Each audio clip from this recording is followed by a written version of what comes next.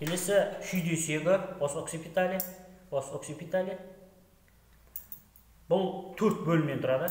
Қабыршақты бөлігі парс сquamosa, жұп бүйір бөлімдері парс lateralis және негіздік бөлігі парс basilaris.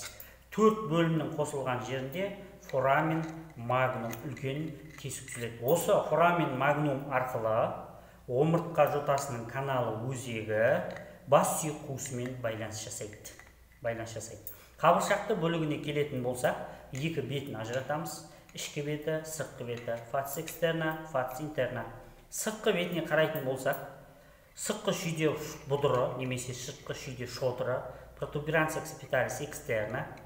Одан екі жаққа кететін линия нухе супер жоғарғы желке сызығын көреміз. Осы сыртқы шодырдан foramen magnumға қарай криста оксипиталис экстерна кетеді. Осы екеуінің осының ортасынан линия нухе инфериор төменгі желке сызығы кетеді. Анық байқалмайтын, кейде анық байқалады. Осы линия нухе супериордан жоғарырақ линия нухе супреманы да анықтауға болады.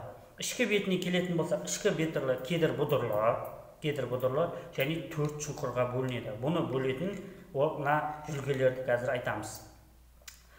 Дәл ортасында қарайтын болсақ, ішкі шүйде бұдыры, протуберанция оксипиталис интерна бар. Одан жоғары қарай sulcus sinus sagittalis superiorдың бір бөлімі тартылады. Және одан төмен қарай криста оксипиталис интерна кетеді.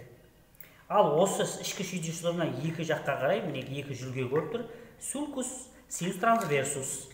Осы айтылған құрылымдар арқылы ішкі бетінде 4 шұңқырға бөлінеді. Келесі парс lateralis бүйір бөлімі.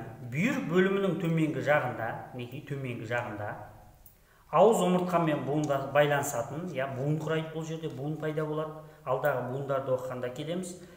Шүйде сүйегінің айдашығы кондулус оксипиталис бар. Ал оның негізінде, оның сүйек жағын қарайтын болсақ, каналис hypoglossus тіләсті каналын екі жақтан да көруге болады.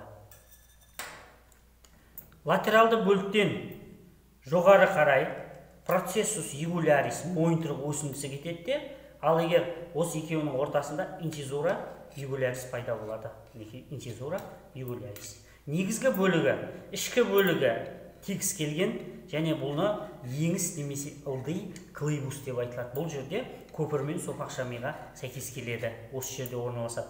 Ал төменгі бетінде жұтқыншалық төмпек туберкулум фарингеумды ажыратамыз. Осы базилярлық бөлік алдыңғы жағында алдыға қарай сына тәрізді сүйекпен байланысады.